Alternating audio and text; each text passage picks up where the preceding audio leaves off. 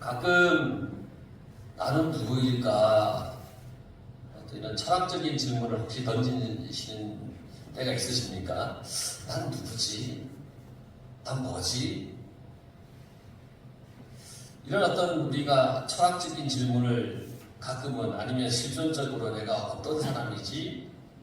이런 질문을 던질 때 참 그거에 대해서 대답하기가 쉽지만은 않습니다. 그런데 그러한 질문에 예수님께서 참 적절한 대답을 오늘 우리에게 해주셨는데 나는 누구일까? 라고 그렇게 질문을 할 때 예수님께서는 야, 너희는 세상의 소금이야. 너는 세상의 빛이야. 그렇게 말씀해 주셨습니다. 그러니까 나는 누구지? 라고 스스로 물어보시면 스스로도 답을 하십시오. 주님께서 말씀하셨습니다. 그래, 나는 세상의 소금이고 나는 세상의 빛이야. 한번 따라해보세요. 나는 세상의 소금이야. 나는 세상의 소금이야. 나는 세상의 빛이야. 나는 세상의 빛이야. 주님께서 우리에게 그렇게 대답을 해주셨어요. 오늘 13절 말씀. 너희는 세상의 소금이니 소금이 만일 그 맛을 잃으면 무엇으로 짜게 하리요? 후에는 아무 쓸데없어 다만 밖에 버려져 사람에게 밟힐 뿐이니라 그랬습니다. 너희는 세상의 소금이다. 그러니까 우리는 소금이에요. 소금. 한번 핥아보세요. 짠가 안 짠가. 그런 의미의 소금은 아니죠. 소금이라고 하는 것은 음식을 넣을 때 꼭 넣어야 됩니다. 적은 양을 사용하지만 소금은 음식의 맛을 내는데 너무너무 중요한 역할을 하죠. 그리고 소금은 부패하는 걸 막아줍니다. 며칠 전에 가족들이랑 태안의 시내에 있는 어느 중국집에 짬뽕이 먹고 싶어서 갔습니다. 그런데 그곳에 갔더니 그 식당에 이런 글이 붙어 있어요. 저염을 위해 음식에 소금을 25% 뺐습니다. 싱거운 분은 소금을 넣어 드세요. 이렇게 써 있었어요. 주문에서 나온 짬뽕은 말 그대로 25% 부족한 맛대가리 없는 짬뽕이었습니다. 왜 맛대가리 없다고 표현하냐면 정말 맛이 없었습니다. 그러니까 우리는 이제부터 손님들의 건강을 위해서 저염으로 판매하니까 혹시 싱거우신 분은 더 넣으세요 라고 얘기를 했어요. 귀찮기도 하고 저염? 뭔가 한번 경험해보고 싶은 마음에 그냥 먹었습니다. 정말 맛이 없었습니다. 세상에 이렇게 맛이 없는 짬뽕은 두 번 다시 안 가려고 합니다. 그 집에 가는 이유는 그 집에 그 맛이 있기 때문에 가는데 거기서 25%의 소금을 빼니까 정말 맛이 없더라고요. 그때 깨달았어요. 소금이라고 하는 것은 정말 맛을 내는데 중요하구나. 물론 건강을 위해서 뭐 저염한다고 할 수도 있겠지만 그 집에 가면 그 맛이 나니까 가는 거예요. 근데 그 맛을 빼버렸어요. 그러니까 두 번 다시 그 집은 안 가기로 했어요. 그리고 앞으로는 태안에 9일 반점을 가요. 이 소금이라는 것은 맛을 내기 위해서 참 중요한 겁니다. 너희는 세상의 소금이니 라고 하는 말은 너희는 세상에서 맛을 내라는 겁니다. 맛을 내라. 우리가 낼 수 있는 맛은 하나님 나라의 맛을 내는 겁니다. 나로 인해서 하나님의 나라의 맛이 나야 되는 겁니다. 그리스도인들이 세상 사람들에게 하나님 맛을 느끼게 해줘야 되는 겁니다. 우리가 세상에 믿지 않는 사람들에게 하나님의 맛을 낼 수 있게 해줘야 된다는 겁니다. 느낄 수 있게 해줘야 된다는 겁니다. 그리스도인다운 맛이 뭐냐? 세상에 살지만 세상에 속하지 않고 의와 진리를 따르는 그렇게 사는 것이 그리스도인다운 맛이라는 겁니다. 세상에 살지만 세상에 속하지 않고 세상에서 하나님의 의와 진리를 쫓아 살아가는 삶, 이게 그리스도인다운 맛을 내는 사람이에요. 그러니까 저 사람이 있어서 사는 맛이 나. 저 사람에게는 정말 알 수 없는 어떤 경건한 맛이 나네. 뭐 그런 거 있잖아요. 이게 그리스도인으로서의 소금의 맛이라는 거예요. 어떤 모임에 성도가 한 사람 있으면 그 사람 때문에 그 모임의 사람들이 하나님을 느낄 수 있어야 되는 겁니다. 하나님의 맛을 낼 수 있어야 되는 겁니다. 근데 그 모임에서 난 예수 안 믿는 거 참 있는, 이건 우리가 세상의 소금이 아닙니다. 그 속에서 하나님의 맛을 낼 줄 알아야 세상의 소금인 거예요. 그러니까 사람들이 나를 보고서는 역시 예수 믿는 사람이야 라고 하는 그 맛을 그들이 느낄 수 있게 우리가 살아가야 되는 겁니다. 그런데 오늘 성경에 보면 소금이 그 맛을 잃으면 무엇으로 짜게 하리요? 그랬죠. 맛을 잃으면, 소금의 맛을 잃으면, 헬라어로 모라이노, 이 뜻이 뭐냐면 바보처럼 행하다, 아니면 어리석게 되다 라는 뜻입니다. 맛을 잃는다라고 하는 것은 어리석게 행하는 것, 어리석은 행동을 하는, 그것을 맛을 잃었다라고 하는 표현입니다. 그 얘기가. 그러니까 너희는 소금이니까 너희가 맛을 잃으면, 어리석게 되면 쓸데없어 사람들에게 밟힐 뿐이다 라고 예수님께서 말씀하신 거예요. 그럼 어리석게 사는 게 뭐냐면 주님의 계명을 따라 살지 않는 것, 이게 어리석게 사는 거예요. 그리스도인이 가장 어리석은 것은 하나님 말씀대로 살지 않는 거예요. 이렇게 맛을 잃으면 이게 어리석게 되는 겁니다. 세상에 속하여서 자기 배만 불리면서 살던 어떤 부자에 대한 이야기를 주님께서 하셨죠. 떵떵거리는 부자예요. 세상에 속했어요. 하나님 몰라요. 자기 배만 채우는 사람. 근데 그를 향하여서 주님께서 말씀하셨어요. 어리석은 자여, 오늘 밤에 내 영혼을 데려가면 너의 것이 누구의 것이 되겠느냐. 이 부자가 모아놓은 것이 누구의 것이 되겠어요. 이렇게 살면 어리석다는 거예요. 이런 사람에게는 하나님의 맛을 느낄 수가 없지요. 우리가 소금으로 살지 못하면, 신앙인으로서의 본질이 변질이 되면, 신앙인으로서 살기를 거부하면 이 세상에서 하나님 나라의 맛을 느끼게 할 수가 없어요. 여러분을 통해 누군가가 하나님의 나라의 맛을 느껴야 되는데, 내가 어리석게 되면, 맛을 잃으면, 그리스도인으로서의 맛을 잃으면, 나로 인해서 그리스도의 맛을 느껴야 될 누군가가 그 맛을 느끼지 못하고 누리지 못하는 거예요. 그러니까 이 사람은 아무 쓸데없어 밖에 버려져 사람에게 밟힐 뿐이라 그랬습니다. 아무 쓸데없어 능력을 잃어버린 거예요. 그리스도인으로서의 능력을 잃어버린 거예요. 밖에 버려져 밟힌다, 짓밟히고 거절당하는 거예요. 역시 예수 믿는 사람. 막 이렇게 사람들이 바라보면서 하나님 나라의 맛을 느껴야 되는데, 에휴, 예수 믿는다고 저 하는 거 보니, 그런데 저거 하는 거 보니까, 이렇게 되는 것이 밖에 버려져 밟힐 뿐이라는 거예요. 세상이 조롱하는 거예요. 그 사람은 심지어 하나님 앞에서도 쫓겨나게 됩니다. 마태복음 25장 30절에 보면 이 무익한 종을 바깥 어두운 데로 내쫓으라 그랬어요. 저 쓸모없는 종을 바깥 어두움 속으로 내던져버리라는 얘기예요. 세상에서 짓밟히는 그리스도인을 한번 생각해 보세요. 세상에서 부끄러움을 당하는 교회를 한번 생각해 보세요. 그리스도인으로서의 그 맛을 잃으면, 소금의 그 맛을 잃으면, 하나님이 주신 그 능력을 잃으면 하나님께서 마지막에 너는 나와 상관이 없다, 밖에 내쫓아라, 만약에 그렇게 하신다면 어떻게 될까?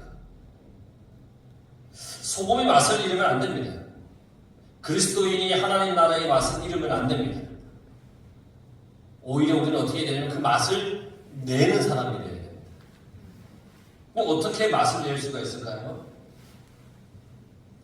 우선은 녹아져야 됩니다. 소금이 녹아져야 맛이 나지 않습니까? 녹으면 어떻게 됩니까? 없어집니다. 없어지죠. 영적으로 보면 죽는 거예요. 사도 바울도 고백했죠. 나는 날마다 죽노라. 나는 날마다 죽노라. 뭐 이게 숨쉬는 이 목숨 생명이 끊어진다는 얘기가 아니라 주님 안에서 나를 탁 녹여서 나는 없어지고 주님만이 나타나기를 원합니다. 이거예요. 이때 그에게서 느껴지는 것이 뭐냐면 거룩함. 나는 사라지고 주님의 거룩함만이 나타나는 거예요. 그리스도인이 녹아져서 나타내는 하나님 나라의 맛, 이게 바로 거룩한 거예요. 거룩한 거. 우리들의 거룩함을 통해서 사람들은 하나님 나라를 느끼게 되는 겁니다. 그래요. 하나님의 나라의 맛은 뭐냐면 거룩한 거예요. 거룩하다는 것은 구별된다는 거잖아요. 세상과 구별된 내가 하나님의 사람이라고 하는 것을 내가 드러내는 것이죠. 우리가 거룩한 맛을 나타내지 못하면 세상 사람들은 나에게 뭐라고 그러는지 아세요? 야, 넌 가짜야. 넌 가짜 그리스도인이야. 이렇게 우리를 조롱하고 업신여기는 거예요. 내 속에 거룩함이 없습니다. 세상 사람들로부터 밝히는 거예요. 그런데 이 거룩함이라는 것은 언제 나타나느냐? 내가 녹아질 때, 내가 주 안에서 죽을 때, 내가 낮아질 때, 겸손할 때, 이때 나타나는 게 거룩함이에요. 사람들에게는 명예욕과 출세욕이 있죠. 높아지고 싶어 해요. 뭐 이런 마음이 하나도 없다면 뭐 좀 심하게 얘기하면 거짓말하는 사람이겠죠. 높아지고 싶은 마음, 누군가가 나를 좀 이렇게 안아주고 싶어하는, 안아줬으면 하는 그런 마음.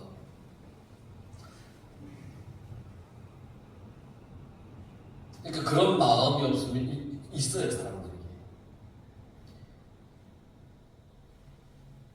저도 그런 마음이 있어요. 그걸 언제 느끼죠? 어제 오후 늦게쯤 그걸 느꼈어요. 뭔 얘기냐면 주위에 아는 사람들 중에 카톡을 보면 내 생일인 줄 알 텐데 생일 축하한다고 이걸 해야 될 사람 중에 하지 않은 사람들이 있어요. 아, 우리 교인들 얘기 안 나네. 이제 주변에 아는 선후배들이나 이런 사람들이 있어요. 가까운 사람들. 분명히 카톡 보면 생일이라고 다 나오잖아요. 그러면 축하한다고 나한테 해야 되는데 안 하는 사람이 지금 몇 명 집어놨어요 지금. 그 말씀을 준비하면서 그런 마음이 드는 거예요. 아, 야, 내가 왜 그 사람들 집어놨지? 그러니까 좀 나 좀 알아봐줬으면 좋겠는 그런 마음이 우리 속에는 항상 있다는 거예요. 안 알아주면 서운하고 막 그런 거 있잖아요. 예수님의 제자들도 그것 때문에 다퉜어요. 왜 안 알아주냐는 거예요. 내가 더 높다는 거예요. 아, 내가 예수님 옆에 있었는데, 오른쪽에 있었는데, 왼쪽에 있었는데, 야, 넌 뒤에 있었잖아. 그러니까 내가 더 앞에 있었던 내가 더 높지 않아? 막 이러면서 다투었어요. 예수님은 그 제자들에게 그래, 너희는 세상의 보석이야. 뭐 이렇게 말씀하지 않았어요. 너희는 세상의 소금이다. 이렇게 말씀하셨어요. 높아지려고 하지 말고 녹아지라고 말씀하셔요. 누가 나 좀 알아봐줬으면 좋겠다라고 하지 말고 너가 먼저 섬기라. 이걸 주님께서 우리에게 말씀해 주신 거예요. 자신을 드러내려고 하지 말고 낮아지라. 몇몇 집어넣은 사람들을 다시 다 치우고는 얼마나 미안하고 얼마나 회개했는지 몰라요. 야, 나 자신을 드러내고 알아달라고 하는 게 아니라 그래서 칼럼을 오늘 그렇게 썼어요. 내 생일에 누가 알아달라고 하지 말고 내가 더 섬기는 날이 되었으면 좋겠다. 그런 생각을 들어요. 그러니까 주보에 있는 그 한번 칼럼 잘 읽어보세요. 그게 어제 제 마음이었어요. 예수님은 팔복을 통해서 제자들의 성품을 말씀해 주셨죠. 마음이 가난해라, 애통해라, 의에 줄이고 목말라라, 마음이 정결해라, 화평하게 해라, 의를 위해 박해를 받아라. 막 이렇게 말씀하셨어요. 그런 다음에 바로 하신 말씀이 뭐냐면 너희는 세상의 소금이다, 너희는 세상의 빛이다. 이렇게 말씀하셨어요. 그러니까 이렇게 순서를 하신 이유가 뭘까? 너희들이 이와 같은 성품을 가지고 나의 제자가 된다면 너희는 이 세상의 소금이 될 수 있고 이 세상의 빛이 될 수 있다라는 겁니다. 팔복에 나와 있는 주님이 하신 이 성품을 가지면 빛이 되고 소금이 될 수 있다. 여러분의 가정을 구원하고 싶으면 내가 녹아 없어져야 됩니다. 내가 살고 내 명예가 살고 내 주의가 살아서 팔딱팔딱 뛰어 있으면 구원의 사건이 일어나지 않습니다. 소금이 아닙니다. 봉사나 희생이나 사랑도 내가 녹아지지 않으면 헛것입니다. 그러니까 내가 녹아져야 됩니다. 내가 녹아지는 것. 그리고 나서는 우리가 그 소금의 맛을 내기 위해서는 예수님과 하나가 되어야 됩니다. 우선은 내가 녹아져야 되고 그 다음에는 예수님과 하나가 되어야 됩니다. 끊임없이 우리가 말씀을 보고 말씀을 실천하고 기도하면서 주님과 교통해야 되고 주님과 가까워져야 됩니다. 늘 하나가 되어야 됩니다. 예수님과 하나가 되기 위해서 우리는 더욱더 신앙생활을 열심히 해야 됩니다. 그래서 14절에 보면 너희는 세상의 빛이라 산 위에 있는 동네가 숨겨지지 못할 것이다. 너희는 세상의 빛이라고 말씀하셨어요. 우리는 세상의 빛이에요. 데살로니가전서 5장 4절에서 5절에 보면 형제들아 너희는 어둠에 있지 아니하매 그날이 도둑같이 너희에게 임하지 못하리니 너희는 다 빛의 아들이요 낮의 아들이라. 우리가 밤이나 어두움에 속하지 아니하나니. 그렇습니다. 우리 모두 빛의 자녀이며 이 낮의 밝음의 자녀라.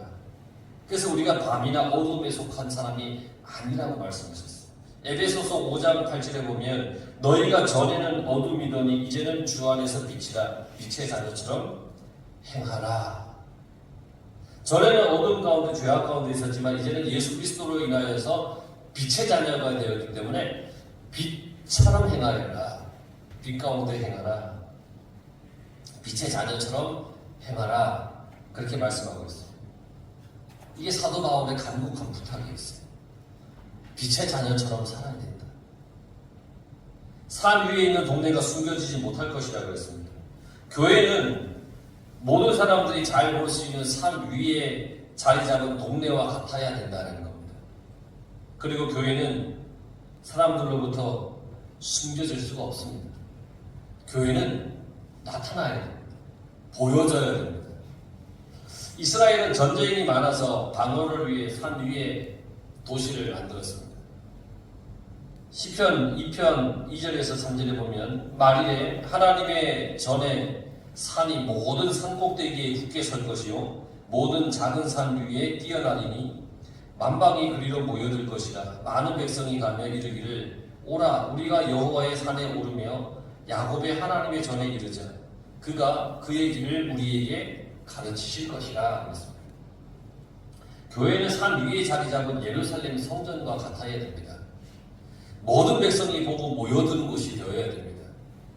높은 곳에서 모든 곳을 밝게 비추는 빛이 되어야 됩니다. 이 교회가 그러해야 합니다. 잘 보여야 됩니다. 교회는 꽁꽁 숨는 것이 아닙니다. 교회는 드러내고 나타나는 것입니다. 주의 은혜가, 주님의 복음이 드러내고 나타나는 곳이 교회입니다. 그리고 교회는 모든 사람이 바라보고 있습니다. 그래서 거룩한 빛, 말씀의 빛을 우리가 비춰야 됩니다. 15절에 보면 사람이 등불을 켜서 말 아래 두지 아니하고 등경 위에 두나니 이러므로 집안 모든 사람에게 빛을 내리라. 등불을 켜서, 이 켜다라고 하는 카이오라는 말은 태우다라고 하는 뜻인데 스위치를 올린다는 의미가 아니라 스스로를 태워서 빛을 낸다는 얘기입니다. 태워져서 빛을 낸다는 거예요. 세상의 소금과 빛으로 사는 것이 세상 속에서 스스로를 높고 그리고 태우고 자신을 내주는 희생을 얘기하는 겁니다. 나를 내주는 거예요. 주님이 우리를 위해 자신을 내어주셨듯이 우리도 복음을 위해 주를 위해 나를 세상 가운데 내주는 거예요. 희생하는 거예요. 녹지 않으면 소금이 맛을 낼 수 없듯이 태우지 않으면 밝게 비칠 수가 없는 겁니다. 그렇듯이 그리스도인은 세상에서 스스로를 녹여야 되고 불태우며 살아야 됩니다. 말 아래 두지 않는다 그랬죠? 말이라고 하는 것은 이제 곡식의 양을 재는 도구입니다. 등경 위에 둔다 그랬습니다. 등경은 긴 다리가 있는 쇠 받침대입니다. 긴 다리가 있어요. 높아요. 곡식을 양을 재는 이 말은 그냥 땅바닥에 두는 우리 둥구스름한 거예요. 말 아래 등불을 말 아래 둔다라고 하는 말은 그 이 말이라고 하는 걸로 등불을 덮는 거예요. 등불을 켜는 것은 방을 밝게 하기 위해서 등불을 켜는 것이잖아요. 당연히 말 아래 덮어 놓으면 안 됩니다. 이걸 등경 위에 놓아야 돼요. 등불은 등경 위에 있어야 되는 겁니다. 당시 대부분의 시민들은 집 안에 방이 하나 있었습니다. 그리고는 등불 하나로 집안 모든 사람들을 다 비추는 그런 등불이 하나 있었습니다. 그러니까 이것을 곡식 양을 재는 말 같은 걸로 덮어두면 깜깜합니다. 그러니까 덮어두지 말아야 됩니다. 빛이 나타나야 됩니다. 빛이 있어야 할 자리에 있어야 됩니다. 여러분, 우리는 모두가 빛입니다. 그래서 빛을 내야 됩니다.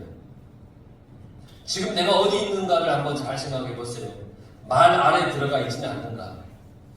말 아래 들어가서 빛을 내지 못하는 그러한 역할을 하지는 않는가? 은밀한 곳에, 음침한 곳에, 죄 짓는 자리에 있지는 않는가? 어두움을 찾아 자꾸 가지는 않는가? 악인의 길을 따르고 죄인의 길에 서고 오만한 자리에 앉고 있지는 않는가? 우리는 주야로 말씀을 묵상하는 자리, 말씀의 자리, 주님과 함께 있어야 되는 그런 그리스도의 사람들입니다. 집안 모든 사람에게 빛의 눈이라 그랬죠. 교회를 집으로 생각한다면 교회 안에 모든 사람들에게 비춰야 되는 거죠. 집을 이 세상으로 생각한다면 온 세상 사람들에게 비춰야 되는 겁니다. 등불을 켜서 등경 위에 놓아서 집안 모든 사람에게 빛이라고 하는 것은 세상 모든 사람에게 비치는 등불이 되라고 하는 주님의 말씀입니다. 그러니 여러분 모두가 세상 사람들에게 비치는 그리스도의 등불이 되시길 바랍니다. 16절 말씀에 보면 이같이 너희 빛이 사람 앞에 비치게 하여 그들로 너희 착한 행실을 보고 하늘에 계신 너희 아버지께 영광을 돌리게 하라. 그들이 너희 착한 행실을 보고 우리가 비춰야 하는 빛은 곧 뭐냐면 착한 행실입니다. 착해야 됩니다. 선해야 됩니다. 하나님이 선하시기에 우리도 선하게 살아야 됩니다. 착하게 살아야 됩니다. 우리가 착한 행실이 세상을 비추는 빛인 겁니다. 믿음은 있는데 착하지 않는다? 그건 거짓 믿음이거나 미신을 믿는 것과 똑같습니다. 반대로 착하긴 한데 믿음이 없다면 달리기는 잘하는데 결승점이 어딘지 찾지 못하는 그런 선수와 같습니다. 그러니까 믿음이 있다면 우리는 착한 행실을 가지고 살아가야 되고 그것을 비춰야 됩니다. 물론 이걸 억지로 보여지기 위한 어떤 삶이 아니라 내 속에 믿음이 온전히 있다면 당연히 주님을 따라 착한 행실로 살아갈 수밖에 없는 겁니다. 그래서 이것을 너희 아버지께 영광을 돌리게 하라고 했습니다. 우리의 착한 행실의 목적은 뭐냐면 사람들이 와 잘했다, 이야 대단하네 이런 칭찬을 듣는 것이 아니라 나의 착한 행실을 통하여 하나님께서 영광 받으시는 겁니다. 내 삶의 목적은 하나님께서 나로 인하여서 내 삶을 통해 영광 받으시는 겁니다. 그러기 위해서 우리는 살아가는 사람들입니다. 세상 사람들이 하나님이 하늘에 계신 아버지께 영광을 돌리는 이 말을 믿음이 없던 사람들이 하나님을 믿고 섬긴다는 거예요. 세상 사람들이 하늘에 계신 아버지께 영광을 돌린다는 게 그거예요. 믿음이 없던 그들이 하나님께 영광을 돌리는 믿음의 삶으로 변화되는 것. 그러니까 나를 통하여서 세상 사람들이 하늘에 계신 아버지께 영광을 돌릴 수 있도록 우리의 착한 행실을 그들에게 밝히 비춰 보여줘야 되는 겁니다. 그리스도인이 바로 살면 주님이 영광을 받으십니다. 그리스도인들이 바로 살지 못하면 주님이 밟힙니다. 그리스도인들이 선한 일에 힘쓰면 세상으로부터 칭찬을 받고 박수를 받고 결국은 하나님이 영광을 받으시는 겁니다. 그래서 빌립보서 2장 15절에 이는 너희가 흠이 없고 순전하여 어그러지고 거스리는 세대 가운데에서 하나님이 흠 없는 자녀로 세상에서 그들 가운데 빛으로 나타내며 그랬습니다. 어그러지고 거스리는 세대에서 삐뚤어지고 뒤틀린 세대에서 하나님의 흠 없는 자녀가 되어서 이 세상에서 빛들로 나타나기를 사도 바울이 그렇게 간곡히 부탁한 겁니다. 여러분, 우리는 소금이고 빛입니다. 그런데 맛을 내지 못하고 밝게 비치지 못하면 그건 바로 나의 책임입니다. 소금은 짠맛을 내야 되고 녹아져야 됩니다. 빛은 어둠을 밝혀야 됩니다. 빛의 달이 있어야 됩니다. 착한 행실을 우리는 행해야 됩니다. 이렇게 하지 못하면 나의 존재의 이유를 잃어버리게 되는 겁니다. 우리는 그리스도인입니다. 누구든지 그리스도의 영이 없으면 그리스도의 사람이 아니라고 그랬어요. 그리스도인인 우리 안에 그리스도를 모시지 않으면 맛을 잃어버린 소금과 같은 겁니다. 결국 버림받게 된다는 겁니다. 그러니 아까도 말씀드렸습니다. 우리는 주님과 하나가 되어야 됩니다. 나는 세상의 빛이다. 나를 따르는 자는 어둠 속에 걷지 않고 생명의 빛을 얻을 것이다. 주님의 말씀입니다. 사도 바울께서 이렇게 얘기했습니다. 형제들아, 내가 너희에게 나아가 하나님의 증거를 전할 때에 말과 지혜의 아름다운 것으로 아니하였나니 내가 너희 중에서 그리스도와 그가 십자가에 못 박힌 것 외에는 아무것도 알지 아니하기로 작정하였다. 이 말은 이런 뜻입니다. 나는 여러분 가운데 있으면서 예수 그리스도 곧 십자가에 못 박히신 분 외에는 아무것도 생각하지 않기로 결심하였습니다. 라고 하는 그런 이야기입니다.